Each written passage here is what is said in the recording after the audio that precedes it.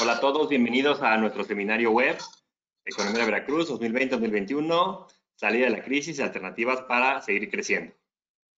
Le dejo la palabra al ingeniero Luis, que les va a dar una pequeña introducción.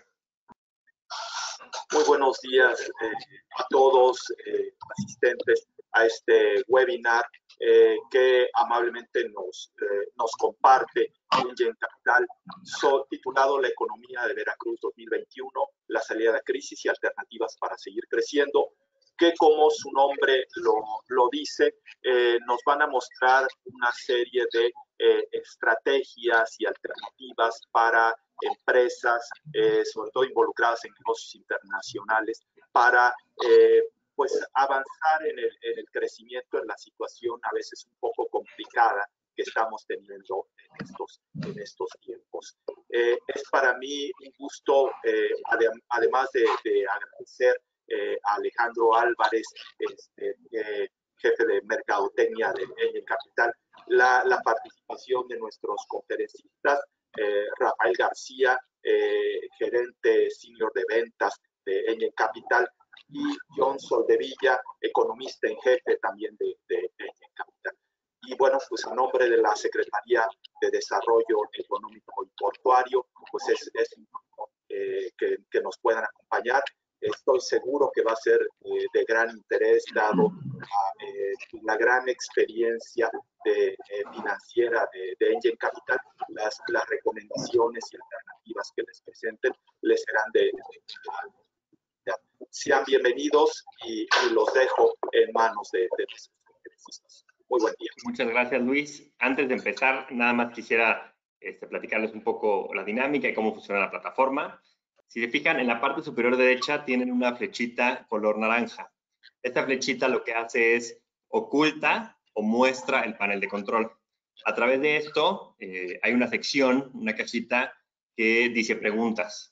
La idea es que durante el seminario web ustedes pueden hacer las preguntas en cualquier momento, dejan sus preguntas ahí y al final del seminario web tenemos reservado un espacio para responder todas las preguntas que tengan. Igual si tienen algún problema técnico o algo, a través de la sección de preguntas nos los pueden hacer llegar. Antes de empezar, únicamente recordarles que la información que se va a proporcionar en este seminario web ha sido obtenida de informaciones públicas que consideramos verídicas y que el análisis y todo lo que se comente aquí no se debe tomar como una recomendación ni fiscal, ni operativa, ni de ninguna clase, sino simplemente pues, es un seminario web hecho para ustedes con fines de mercadotecnia y publicidad, pues, para darles pues, contenido que les ayude a sus empresas pues, a tener información y tomar mejores decisiones. Con esto le cedo la palabra a John Soldevilla, que nos platicará sobre la recuperación de cara al 2021. Adelante, John. Muchas gracias, Alex. Muchas gracias, ingeniero Cuevas. Y también muchas gracias a los asistentes, a los que nos acompañan, empresas de Veracruz y posiblemente de otros lugares.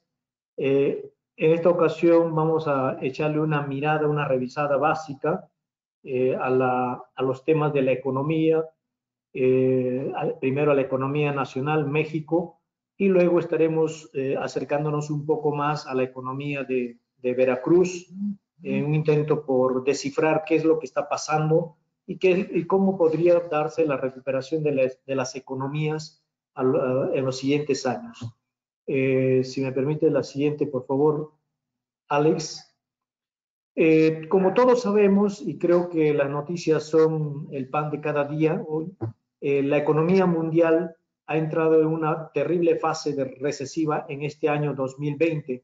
En particular, la economía de Estados Unidos, que es la que principalmente nos interesa a nosotros como país, México, se estaría cayendo alrededor del 3.7% en este año.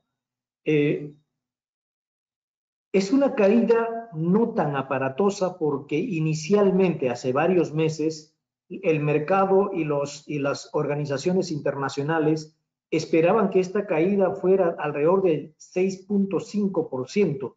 En realidad es una buena noticia la que se ha dado recientemente en torno a la economía norteamericana, porque la cifra del tercer trimestre salió un poco mejor de lo esperado por el mercado y eso significa que en este año la caída no será tan aparatosa como se pensaba. Y esa es una extraordinaria noticia para nosotros, y esto porque tenemos una relación de dependencia muy fuerte con la economía de Estados Unidos, principalmente favorece mucho a nuestro sector manufacturero porque pues somos los que proveemos de muchos productos a la economía de ese país.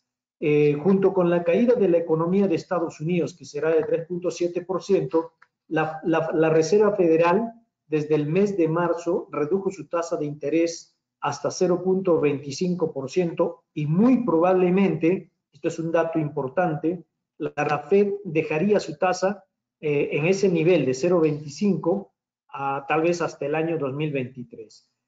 Pero por lo pronto, en la coyuntura actual, después de una caída muy fuerte del sector industrial, y esto lo podemos ver para nuestros amigos en la gráfica 1, después de esta caída aparatosa de abril y mayo, el sector industrial de Estados Unidos ya hizo un rebote en junio y julio. Sin embargo, en agosto y septiembre está haciendo una pausa, lo cual es normal después de un rebote significativo. Es normal que pueda darse una pausa o una ligera caída y seguramente luego veremos una reanudación de la fase ascendente de esta recuperación. De tal forma que el PIB de Estados Unidos en este año se cae un poco más que lo que se cayó en 2009, pero también hay la expectativa de que pueda recuperarse más o menos bien el próximo año, lo cual será muy beneficioso para nuestra economía. Si me permites, en la siguiente gráfica, por favor, Alex. Internamente, en México, ¿qué está pasando? Estamos enfrentando una recesión casi sin precedentes. En este año, de acuerdo a nuestras estimaciones, y el mercado más o menos está también en línea con este número, en este año nuestra economía podría retroceder un 9.5%. Es una caída aparatosa que no lo veíamos en casi un siglo, desde 1932, cuando nos caímos 15%. Y el próximo año nuestra economía podría recuperarse un 3.4%. Es una recuperación modesta. Nos gustaría que esta recuperación fuera más rápida, pero hay condiciones que no están permitiendo o no permitirían una recuperación más rápida. Por ahí lo podremos explicar. Sin embargo, el crecimiento se acompaña por un entorno favorable en materia de inflación. Ya no estamos sufriendo, como en el pasado, de problemas inflacionarios en el país. Eso es un gran activo para la economía del país. Las tasas de interés del Banco de México, gráfica 3, están reducidas a 4.25%. Posiblemente en un par de semanas hay Junta Monetaria del Banco de México. Estas puedan bajar al 4% y podría mantenerse en 4% o un poquito menos a lo largo del próximo año y posiblemente hasta el año 22. En línea un poco con la baja en las tasas de la Fed de Estados Unidos. El tipo de cambio podría cerrar este año alrededor del 22.4%. En este momento, hoy jueves, está bajito de 21 pesos. Sin embargo, ahí tenemos un factor de riesgo que tiene que ver con el tema del COVID, que se está agravando a nivel mundial, y esto nos puede generar una cierta volatilidad en el tipo de cambio para el cierre del año. Sin embargo, esperamos tipos de cambio por debajo de 21 pesos para los próximos años. Ya resuelto todos estos problemas de las elecciones en Estados Unidos, ya resuelto, esperemos, el problema del COVID para el próximo año, y esto implicaría una mejoría del tipo de cambio. La siguiente, por favor, Alex. Siguiendo con el tema de expectativas económicas, que es muy importante, primero vamos a esperar un crecimiento de 3.4% para el próximo año y posiblemente tasas algo más moderadas para el siguiente año, pero las finanzas públicas internamente no se están deteriorando significativamente como se esperaba al principio de todo este problema de la pandemia. Han habido cierta recaudación de ingresos por parte del gobierno federal y esto ha significado que las finanzas públicas que se esperaba pudieran cerrar en alrededor del 5% del PIB en este año, se estarían moderando dada la recaudación y dado también el control del gasto, el gobierno está siendo bastante estricto en materia de control de gastos y esto significa que las finanzas públicas podrían mostrar un déficit moderado de este año en adelante. Se deteriora respecto al año pasado, pero no es un tema crítico para nuestra economía. En nuestras cuentas externas, de la gráfica 2, también hay un orden bastante aceptable. Para este año baja significativamente el déficit el desequilibrio externo, lo cual es normal en tiempos de crisis. Cuando uno ve la historia de nuestra economía, uno puede ver claramente que cuando hay crisis, 1982, 95, 2009, etcétera, etcétera, usualmente nuestro desequilibrio externo se corrige y llevamos ya un buen rato con un cierto equilibrio en nuestras cuentas externas, por lo tanto son factores de riesgo que no afectan a nuestra economía. Lo destacado de nuestras cuentas externas es que las reservas internacionales están en máximos históricos, lo cual significa que nuestra economía cuenta con una liquidez suficiente para hacer frente a cualquier problema de un ataque especulativo contra el peso, etcétera, etcétera. Tenemos reservas, hay liquidez y eso no es un factor de riesgo para nuestra economía. La siguiente, por favor, Alex. Vamos entrando a la economía de Veracruz. Si me permite la siguiente. ¿Qué está pasando con la economía de Veracruz? Primero, vale la pena señalar que Veracruz es la quinta economía más grande del país, con un valor más o menos de poco más de 54 mil millones de dólares, y se ha mantenido más o menos en esta posición ya por varias décadas. Ha estado fluctuando entre el cuarto y el quinto lugar, lo cual significa que es una economía relativamente grande a nivel nacional. La más grande, por supuesto, de la Ciudad de México, Edomex, Nuevo León, Jalisco, son economías significativas que pesan mucho dentro de la economía nacional. Pero, ¿qué está pasando en la coyuntura para la economía de Veracruz? Los datos más recientes publicados por el INEGI indican que en el segundo trimestre la economía de Veracruz se contrajo alrededor del 16% a tasa anual en el segundo trimestre.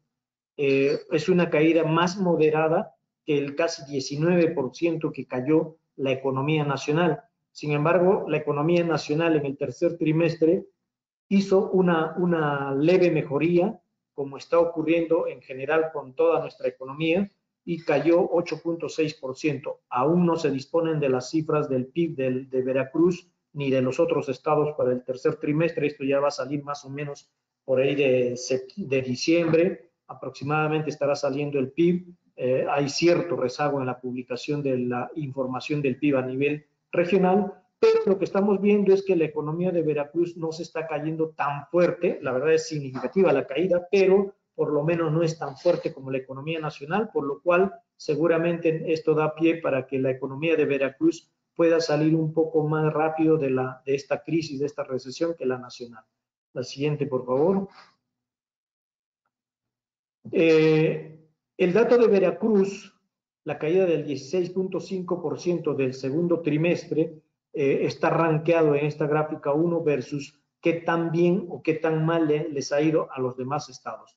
Es claro, en el segundo trimestre prácticamente la totalidad de las entidades de la República han observado caídas importantes en su economía, excepto Tabasco, pero hay estados como Baja California Sur, Quintana Roo, que con caídas sumamente aparatosas, como suele ocurrir en todas las épocas. En épocas de crecimiento, pues hay estados que crecen muy bien y estados que se rezagan. Esta vez Veracruz ocupa la posición 11 como la economía con una caída del 16.5%. Sin embargo, pensamos que en este año la economía de Veracruz se podría caer alrededor del 7% comparado versus un menos 9.5% que estamos estimando para el PIB nacional. Asimismo, se recuperaría esta entidad alrededor del 4.5% en el 2021, próximo año, versus 3.4% que esperamos para la economía nacional, lo cual se puede ver en la gráfica 2. Esto pues es una noticia relativamente buena para la entidad porque significa que no se cae tanto y podría mejorar un poco su desempeño para el próximo año. Para las empresas, pues esto puede ser algo digamos, positivo en términos relativos, obviamente, porque una caída nunca es positiva. Sin embargo, pues si nos caemos menos que los demás estados, pues, en términos relativos, eso ayuda a la entidad. Si me ayudas con la siguiente, por favor, Alex. En la coyuntura, en el día a día o en el mes a mes, porque la información más frecuente se publica mensualmente, el sector industrial de Veracruz está cayendo un poco menos también que el sector industrial nacional.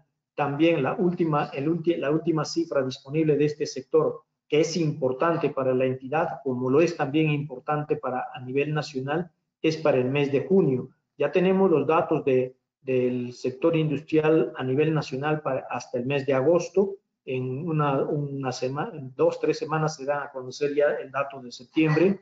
¿Qué estamos viendo? Que el sector industrial también se cayó un poco menos aparatosamente que el sector industrial nacional.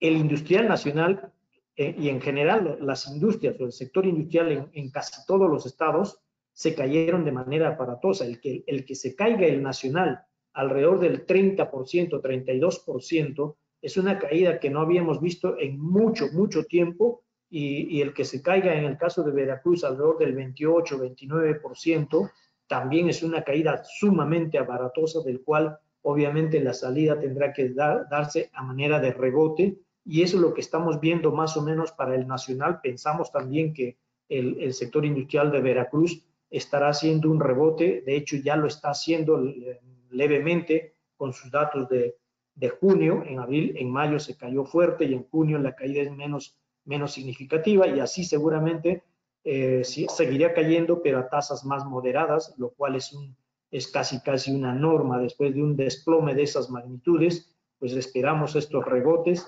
y también esperamos que el próximo año ya veamos tasas positivas para este sector industrial. En la coyuntura, el empleo en el sector, en la entidad, se ha caído más o menos un 4%, 3.9% en el mes. Esta cifra, si es del mes de septiembre, es una cifra muy oportuna. Es una caída muy similar a la nacional, y como puede verse claramente, en la crisis del 2009, el empleo en la entidad no se cayó porque la economía de la entidad en ese año tampoco se había caído significativamente. Solo se cayó apenas alrededor del 2%, cuando la economía nacional se había caído más de 5%. ¿Esto qué significa? Que esta vez sí está resintiendo los efectos de la recesión local, de la recesión en la entidad.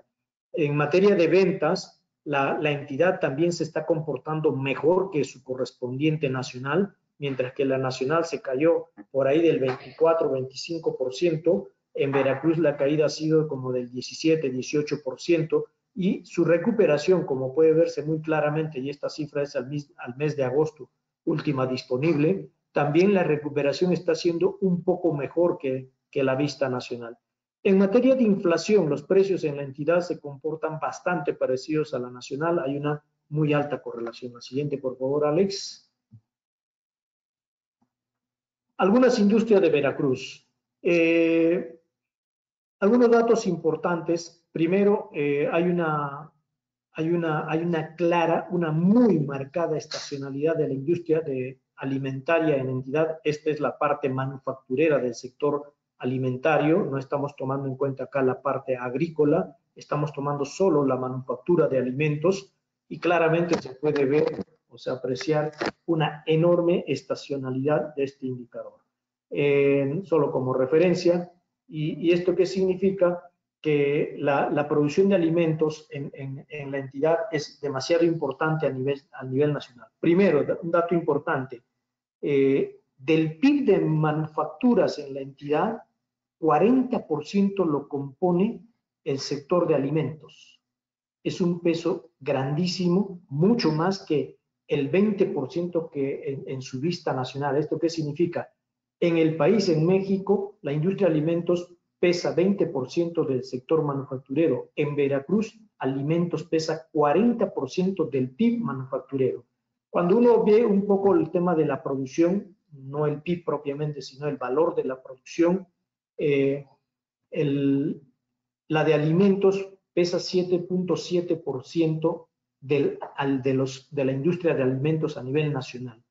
El PIB de la entidad pesa 4.3% del PIB nacional. En alimentos, el peso es de casi ya 8%, lo cual indica claramente que estamos ante una entidad, ante un estado eminentemente intensivo en la industria de alimentos. En la gráfica 3 podemos ver ahí los principales componentes en la producción manufacturera. En primer lugar está ahora la industria de alimentos, nuestro estimado para este año, con un 28% total en tema de valor de la producción.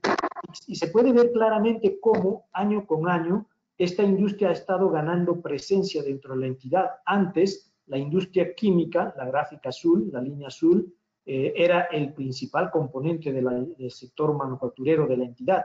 Hoy ya se dio paso a la industria de alimentos. La tercera industria importante después de alimentos y química es metálicas básicas dentro de la entidad, que pesa 13% de la producción manufacturera de la entidad. En parte este desarrollo o este desempeño de la industria de alimentos en la entidad tiene que ver parcialmente con su sector exportador, gráfica 4. Las exportaciones de alimentos han estado creciendo casi de manera sistemática, al menos en más de 12 años, 13 o 14 años en esta serie que estamos presentando, y las otras dos industrias importantes se han mantenido más o menos estables. Pero la industria alimentaria está ganando peso en materia de exportaciones dentro de la entidad. Siguiente, por favor, Alex. La vocación productiva de la entidad.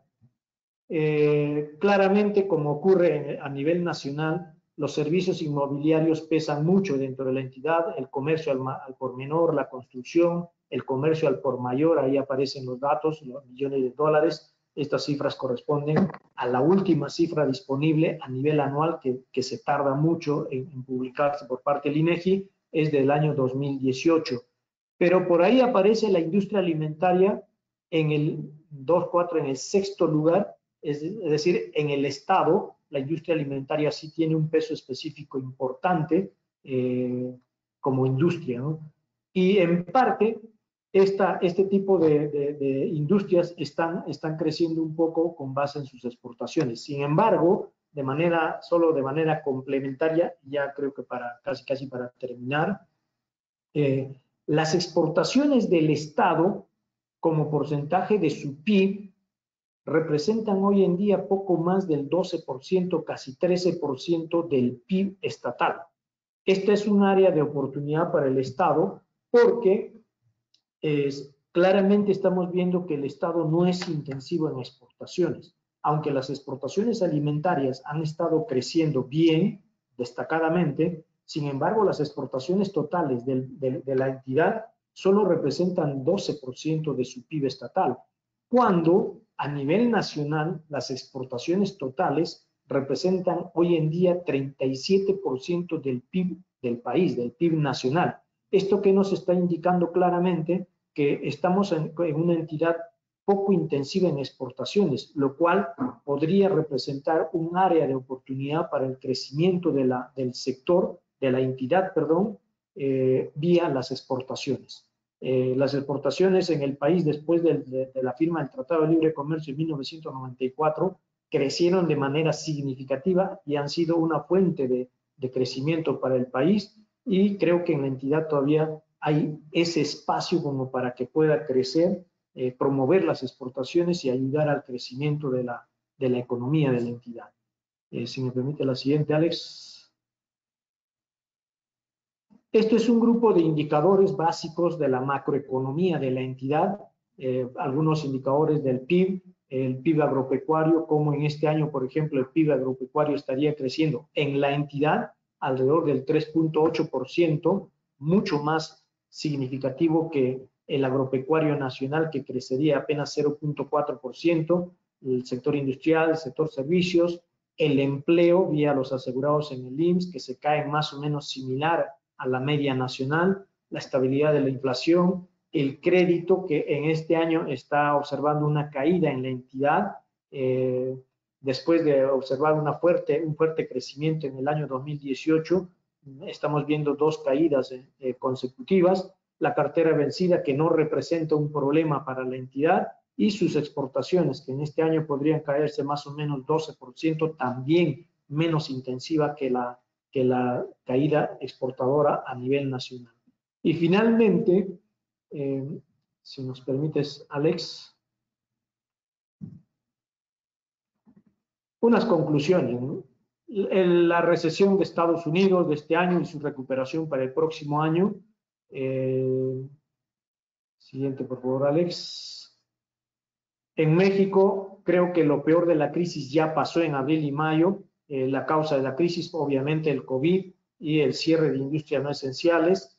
El PIB se nos cae 9.5% y nos recuperamos parcialmente el próximo año. Necesitamos crecer bastante más para que la economía genere los empleos y las entidades generen los empleos. Y creo que hay mucha área de oportunidad para nuestra economía, para los estados, para que puedan crecer.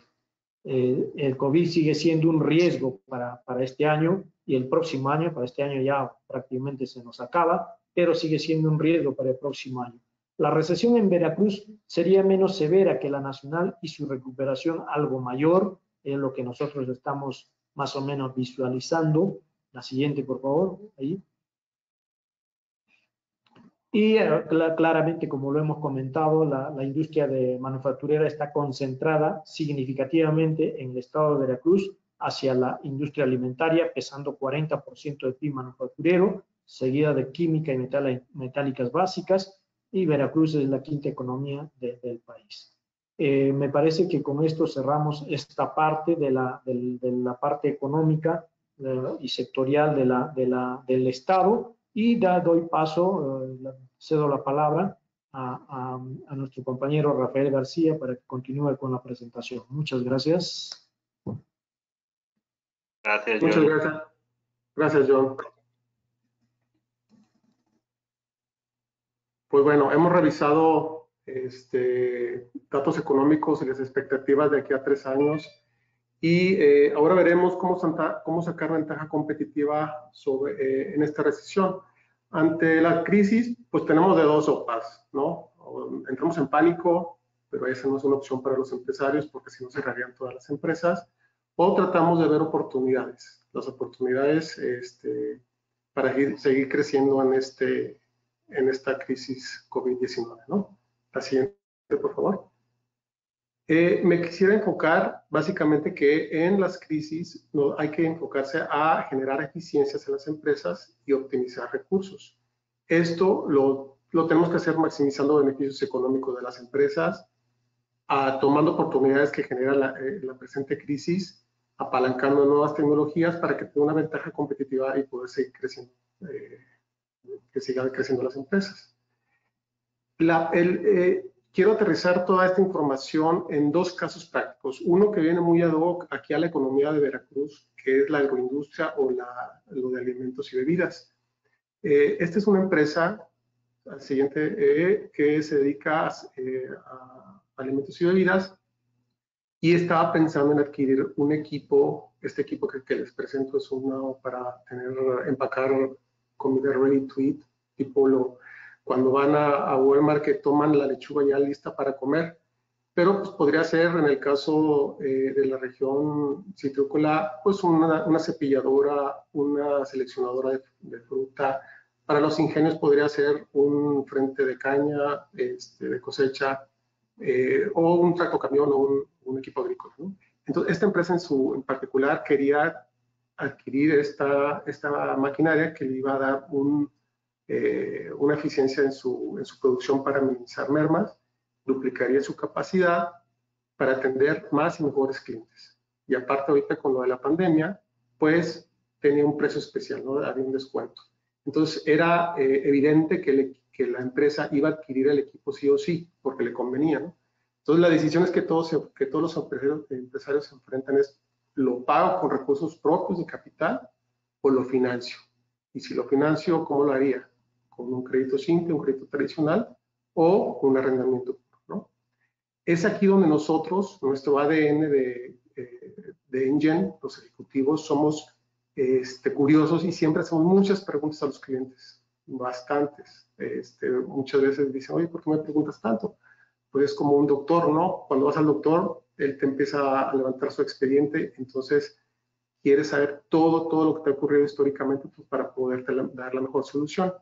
En este caso, en entrevista con el cliente, no nada más se va a comprar una máquina, también vimos que tenía ahí un problema de recuperación de IVA, porque pues, se dedica a alimentos y bebidas. Ustedes saben que en esta industria vende sin IVA y todos sus costos y gastos pues, llevan IVA, ¿no? Entonces siempre tiene ahí IVA por recuperar. Igualmente los exportadores, igualmente la agroindustria, ¿no?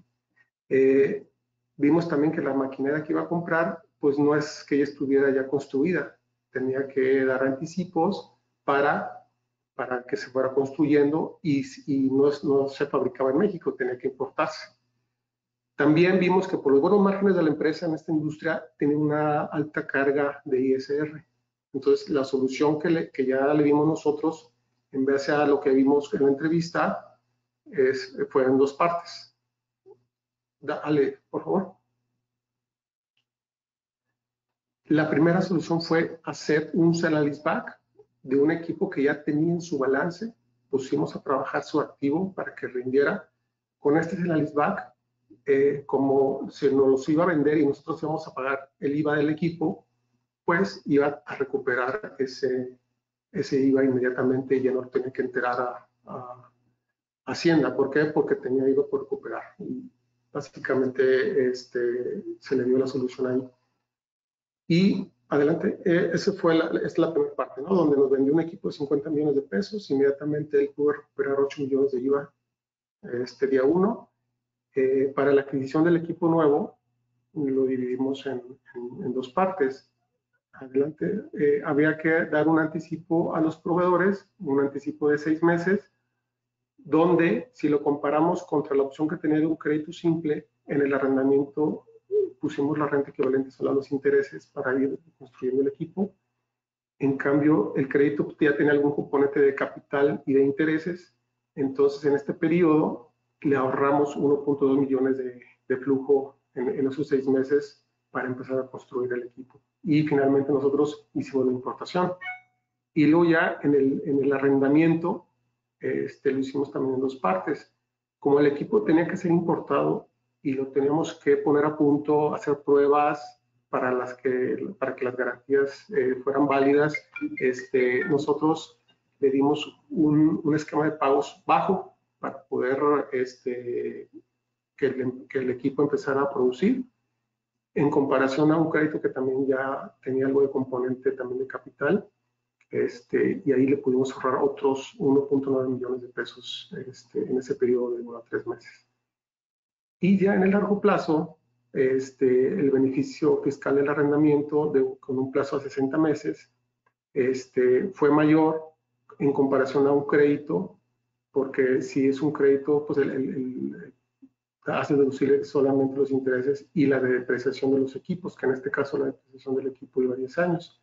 Entonces adelantamos esa depreciación a 5 años y el beneficio mensual para el cliente, ya considerando todas las entradas y salidas de flujo efectivo, fueron 409,000 pesos mensuales.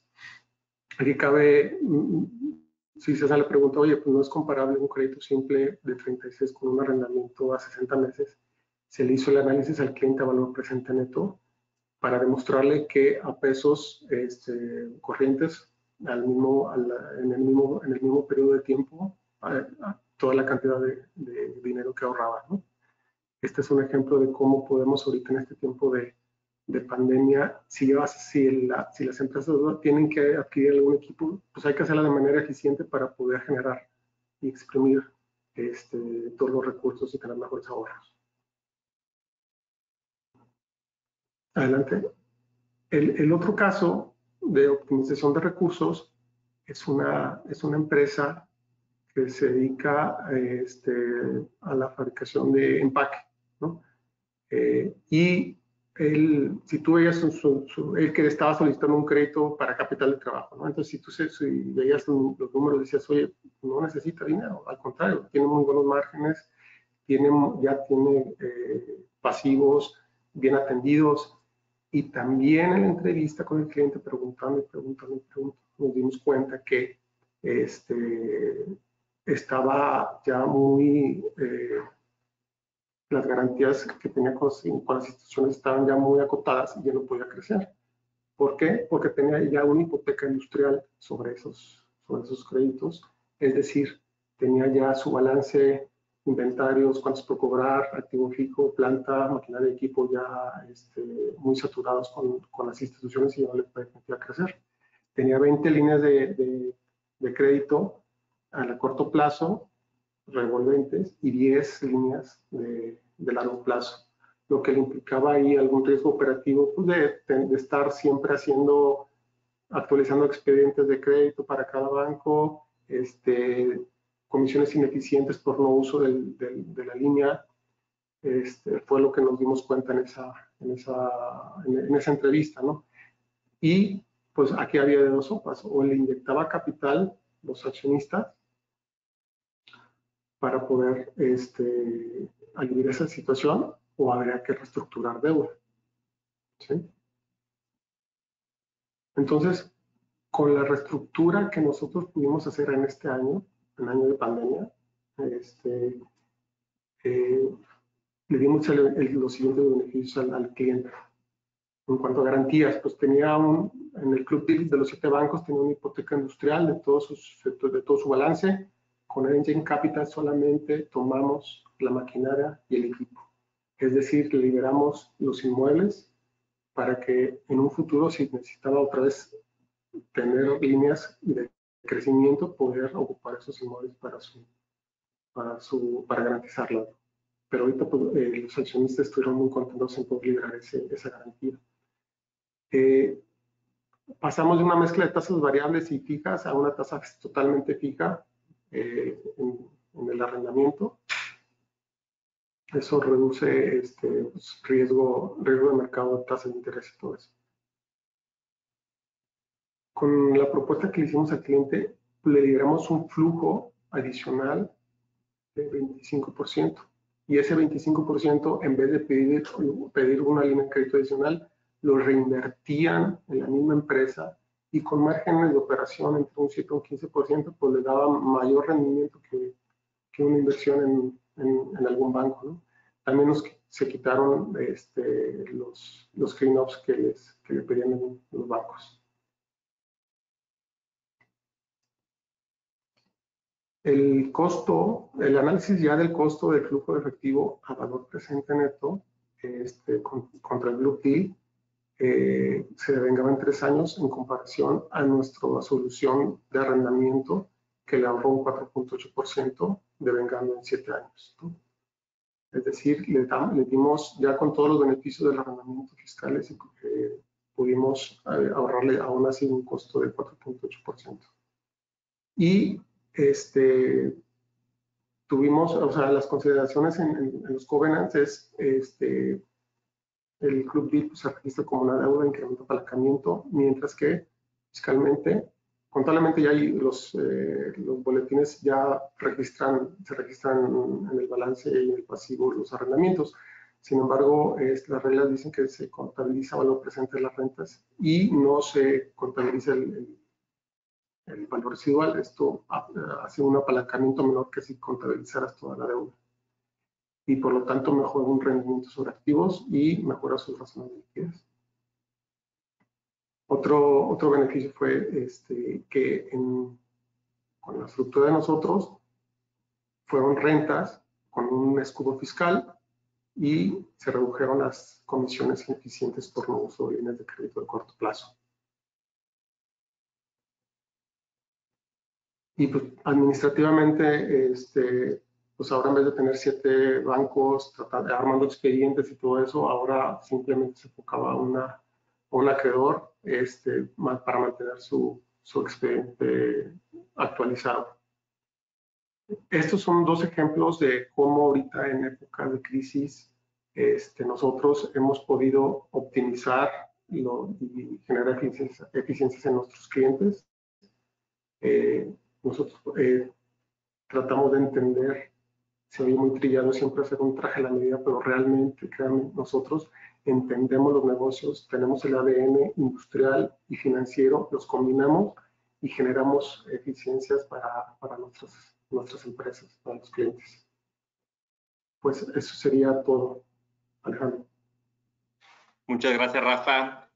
Como decía Rafa, nosotros como Engen Capital, al final, en estos dos casos que nos platicaba, las empresas, pues por el hecho de adquirir la maquinaria, ya tenían ciertos beneficios, y la otra empresa, pues que tenía una deuda con tantos bancos y demás, pues va a ser ineficiente. Entonces, de alguna forma, en Engen Capital nosotros lo que buscamos es venir a cerrar el círculo. Tal vez esa empresa que quería adquirir esa maquinaria iba a obtener esos beneficios por el simple hecho de adquirirla, pero al momento de ver otras cosas con esta empresa, pues ya podemos agarrar y encontrar dentro de la estructura financiera para adquirir esa maquinaria, conseguir beneficios adyacentes a esto, que le generó en este caso la devolución de IVA y la liberación de flujo con pagos menores. Y en este otro último caso que nos platicó Rafa, pues igual, o sea, si vieron todos los beneficios, al final nosotros lo que buscamos es pues, que nuestros clientes, y sobre todo en un momento como el actual, si ya van a hacer una inversión, ya van a cambiar algo, pues simplemente a través de la estructuración financiera, buscar otros beneficios que le ayuden como extra en esa generación de eficiencias y optimización de recursos. Entonces, como les platicaba al inicio, en este momento pues daremos inicio a nuestra parte de preguntas y respuestas, recordándoles una vez más, en la flechita amarilla pueden abrir el menú, en ese menú se les despliega el panel de control y sobre eso hay un cuadrito que viene de preguntas y ahí nos pueden mandar sus preguntas, que ya tengo algunas. Entonces, un segundo.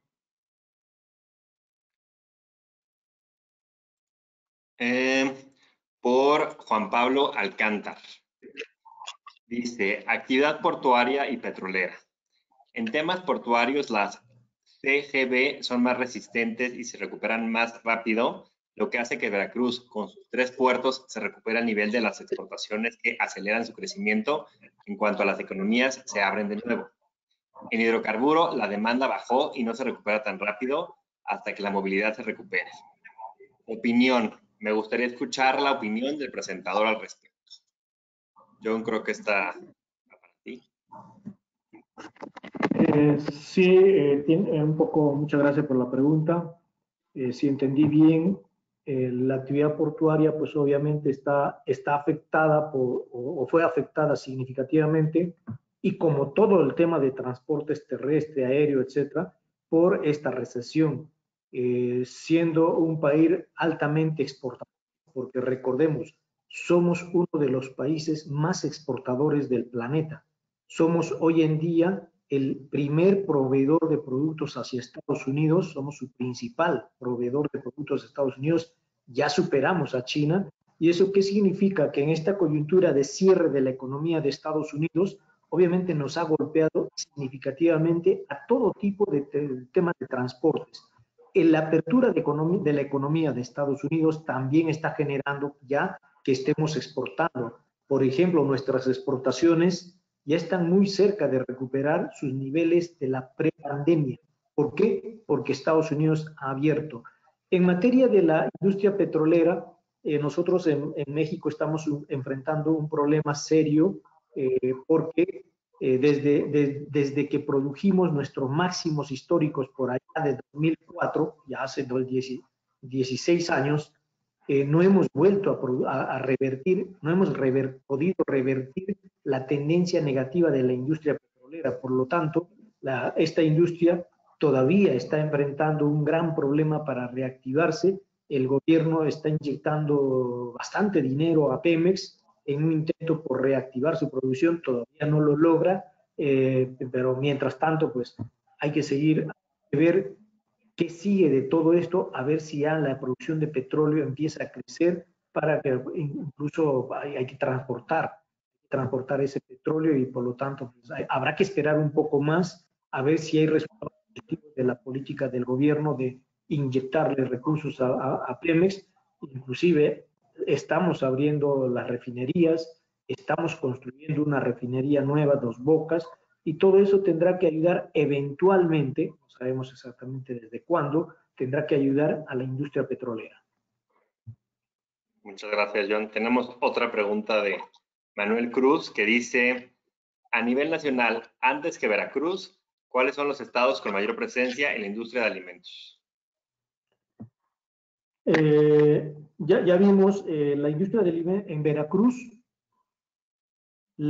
Antes que Veracruz, perdón, hay 3 estados con fuerte presencia en su industria de alimentos.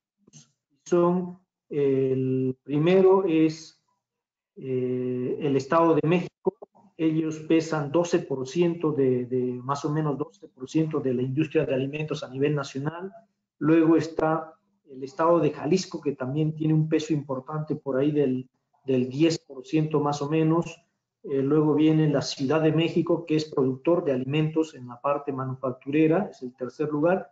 Y ya luego viene el Estado de Veracruz con más o menos 7%. De ahí viene Guanajuato, de ahí viene Nuevo León y de ahí para abajo, ¿no? Son básicamente los 5 o 6 principales productores de alimentos a nivel nacional. La competencia para Veracruz obviamente son estos grandes del Gracias, país. John.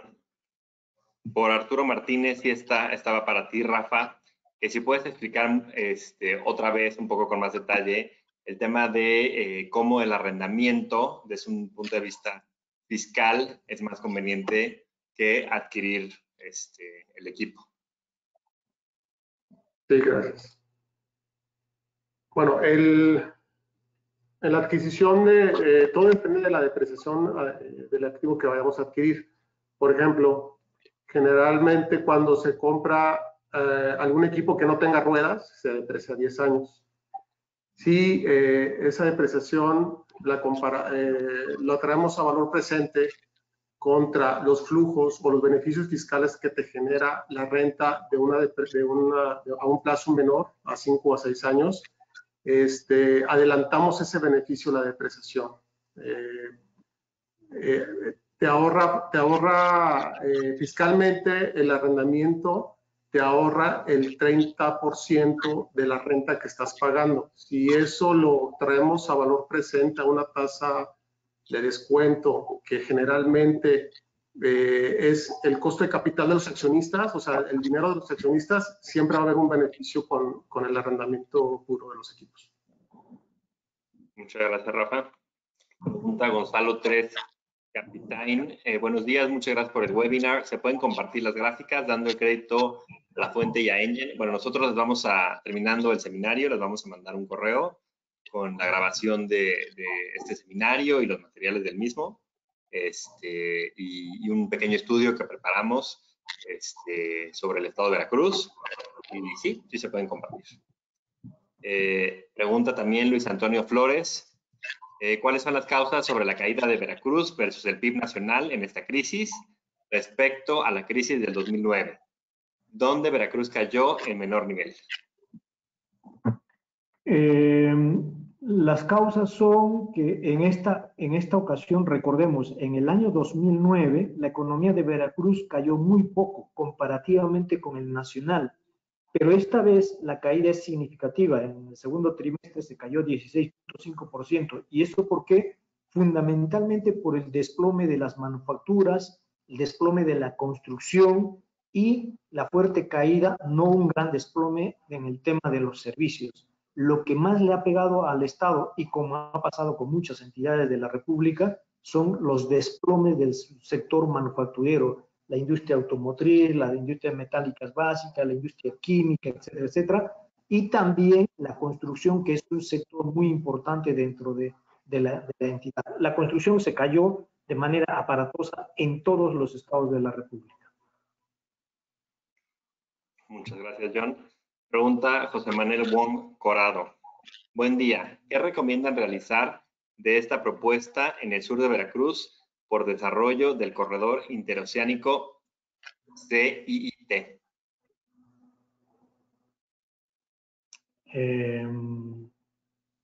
No estoy muy enterado del tema. Creo que por ahora, si les parece, me informo un poco mejor del tema, pero no podría dar una respuesta en este momento así muy precisa.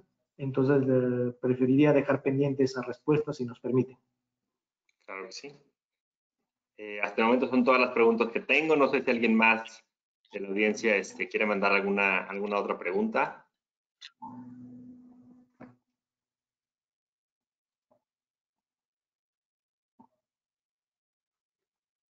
Ok. Bueno, pues quisiéramos, pues a nombre de Engine Capital y de la Secretaría, agradecerles a todos por su participación. Como les decía, vamos a mandarles un correo con la información que se compartió aquí. Los invito a que nos sigan en nuestras redes sociales, en LinkedIn, en Twitter, en Facebook, en nuestro canal de YouTube, donde se va a publicar este video, para que pues, se enteren de próximos eventos y demás. Constantemente estamos compartiendo información económica que les ayude a ustedes a tomar mejores decisiones o decisiones más informadas. También en nuestra página web tenemos una sección especial de estudios económicos, donde ustedes pueden consultar información y nuestro análisis sobre la economía. Pues sobre eso ustedes pues tener acceso a información digerida y cierto análisis que les permita ser más puntuales en sus decisiones. Le agradecemos también muchísimo al ingeniero Luis Manuel por ayudarnos a organizar este seminario. Está aquí con nosotros. No sé, Luis, si quieras pues dirigirte a la audiencia. Claro, pues simplemente agradecer a Engine Capital pues esta extraordinaria conferencia, la verdad muy interesante, muy concreta la información que nos dieron, pero muy valiosa para los empresarios que seguramente les será de utilidad en su planeación estratégica. Pues quedamos abiertos para programar alguna otra actividad en el futuro y pues de nuevo el agradecimiento por tan interesante foro. Muchas gracias a la organización, muchas gracias Rafael por tan interesante charla. Pues muchas gracias John, muchas gracias Rafael y pues estamos en contacto con todos ustedes. Muy buen día. Hasta luego. Gracias a todos. Gracias.